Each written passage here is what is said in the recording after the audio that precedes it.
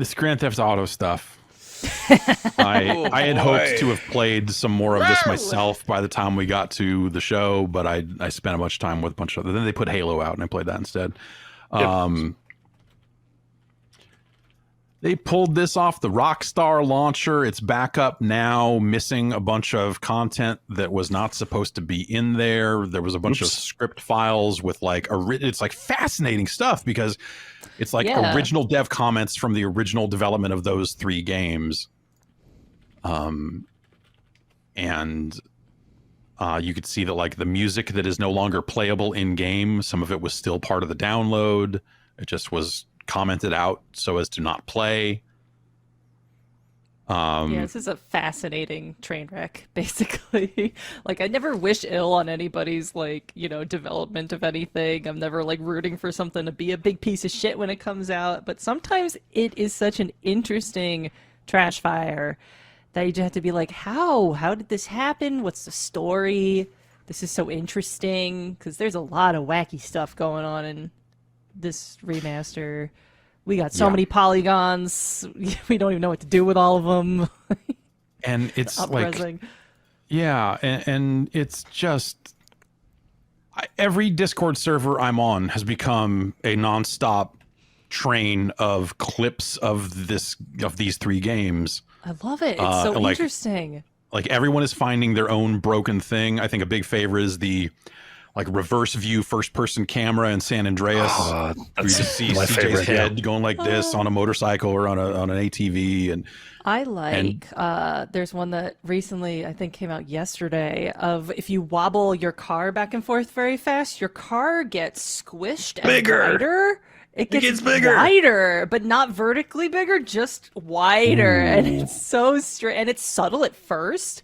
And all of a sudden you're like, wait a minute, it's bigger than the lane. Wait a minute. And then you like spin the camera around and the tires are all fucked up and clipping through stuff. That's my new favorite. There's just so many interesting things where it's like, why was that even a problem? Like, how did this even happen in the inner workings of this thing? It's just incredible. Oh, it's like the pencil trick. Yeah. Nice. Have you seen the rain one? I don't even think that's a glitch. The rain is It's not a glitch. It's just bad. Yeah. Bad rendering on the rain. So modders like fixed that apparently. Yeah, apparently. You know, like in conjunction with this release or in the run up to this release, Take-Two went after some people that were modding the game and shut down their mods and really tried to kind of attack that scene, and then put this out. Jesus. And now modders are out there doing it again to fix the game. This is like heartbreaking in a way to me. Like we live in this era where like there have been like you look at like Demon's Souls on PS5, but like even just like, hey, here's a up-res remaster. You look at the backwards compatibility stuff on the Xbox, which is, you know, they're not remaking the games, but generally they're doing like it's a little bit of cleanup here and there that we can just do automatically. And then you look at this, where they seemingly took games that got ported to phones and then ported it back to Unreal Engine and put them out again. And it feels like at this point, like saving a JPEG over and over again until it gets crunchy. Yeah. Yep. Like this is the GTA They're remaster. data moshing GTA games. It's, I'm assuming they didn't have access to like the source code, but they only had the mobile port or something. Well, that's the thing. Is like that's the files that were in there that got pulled out. Like that is a lot of the decompiled like original scripting like stuff, and like it's they probably had not something. like it's probably not the final gold version of it. It was probably like 2-3 months before it came out in what was this 2003 or 4 or something, depending on which game we're talking about here. Right, exactly. But yeah, like all I'm saying is I'm getting extreme visceral flashbacks to the Konami situation in 2012 when they did the HD collection for Silent Hill 2 and 3, because it was eerily similar. There was a mobile game developer that they ended up what's the word? Acquiring, mushing into, and became like Konami OCDS or whatever the hell it was called. Right. But it was like a whole thing. They took this underperforming mobile people who could not possibly make an HD remaster or a remaster at all because they had no like wherewithal or ability to do that and had never done it before. But it was just like they were the lowest price, the lowest bidder for the project. So Konami, the cheapest people in gaming, I think, just oh man, I'm never gonna get any codes from them now. Shit, I work in game dev now. Don't worry, they're not going to ship any games. It's fine. I'm not gonna get access to any of those sweet ass pachinko machines. You're not. Yeah, you're not gonna be able to go to like their health club. Damn it! They're gonna ban me for life from their health clubs. Someone missing a pinky is gonna come see you, but it'll be okay. but yeah, basically, and they just didn't have access to the original code. They were using this developer that did not make sense to use because they're extremely cheap to do. And they came up with the HD collection, which was just a huge trash fire. And it's like, this seems to be a similar thing that's happening again, about almost a decade later with GTA. And it's just like, wow, they're really, I thought Rockstar was a little bit better than this when it came to like just making games, releasing games. To me, that's where that's what I've spent most of my time thinking is like, I took a lot of appointments with Rockstar through all of those GTA games. We covered those games, like literally like, here's the trees of San Andreas, just like the dumbest preview features, the multi-part exclusives on like the fast food of San Andreas, like all this other stuff. And great. I flew out to New York to watch like a tone piece on, I think it was San Andreas, it might've been Vice City, but they would produce these tone pieces that were just like, we're taking all the movies that we're cribbing from and making a really slick trailer that cuts them all together.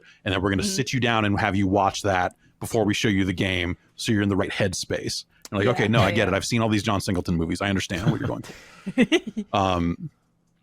And the thing I would say the most about Rockstar, and this is to a fault for sure, and that a lot of that's been documented, and it's like open secret type stuff. They care.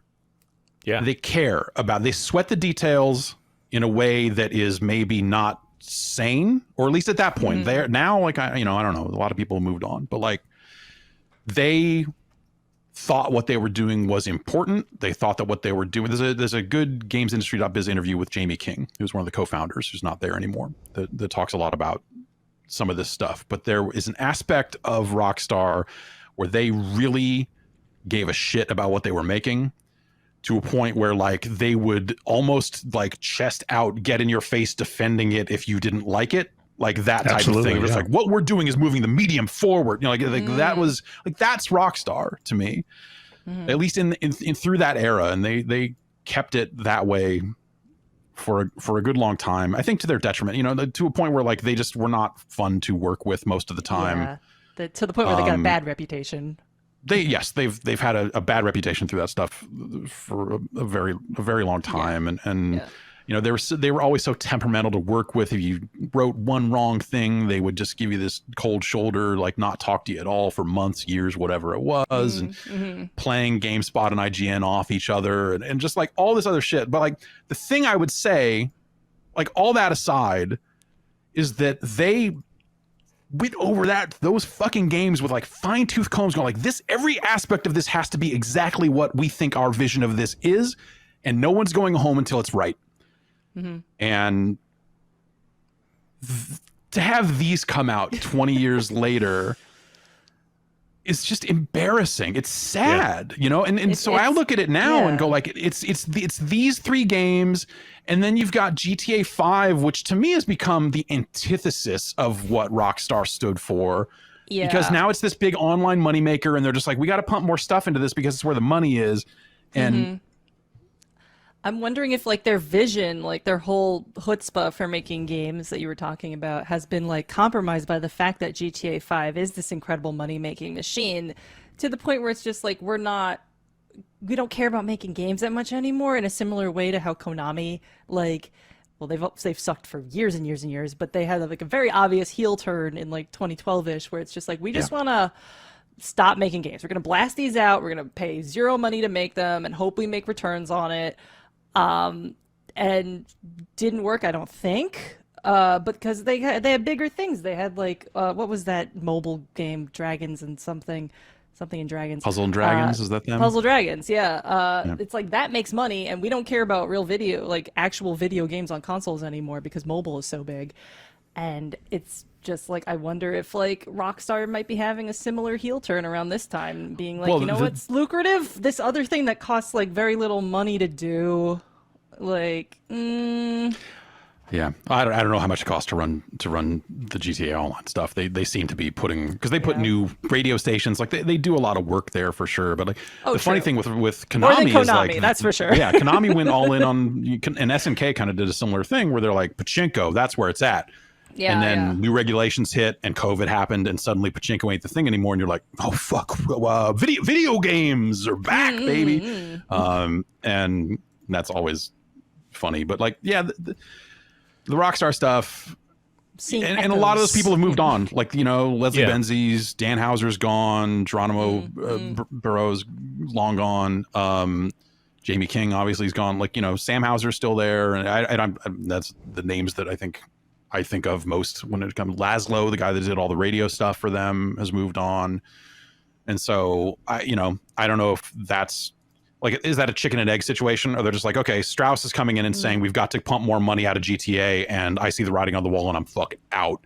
Or were they the ones defending the franchise from this sort of stuff, and them leaving is now just like, well, turn the money crank. I mean, whatever. They made those bad mobile versions. Like those were bad then. They've done bad re-releases of GTA in the past. It's not new, but to call these definitive, especially in an era when so many more re-releases are happening and people are trying to at least pretend to honor the legacy of older games and older franchises.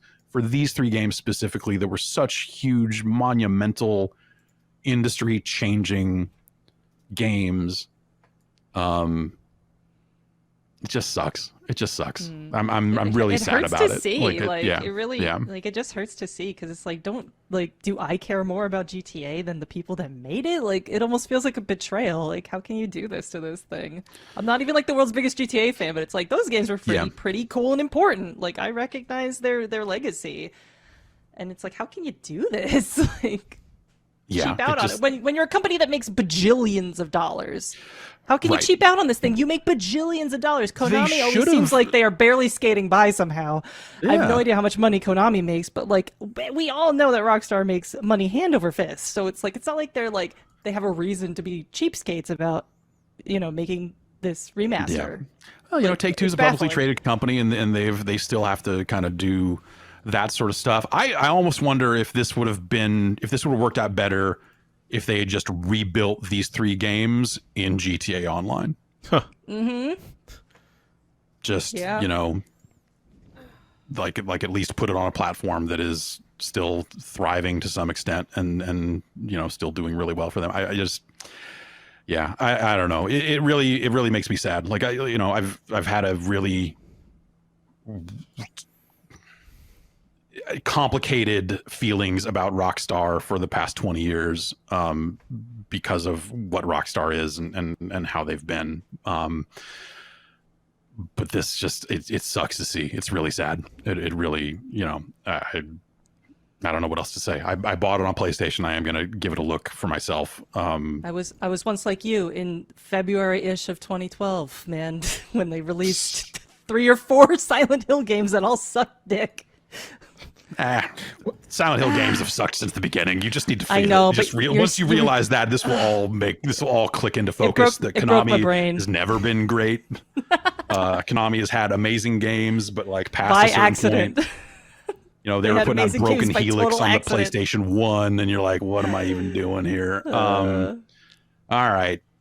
Oh boy. It's crazy. I'm glad I got that out of my system, because that was like something I was like, I'm going to write a column about GTA, and now I don't have to.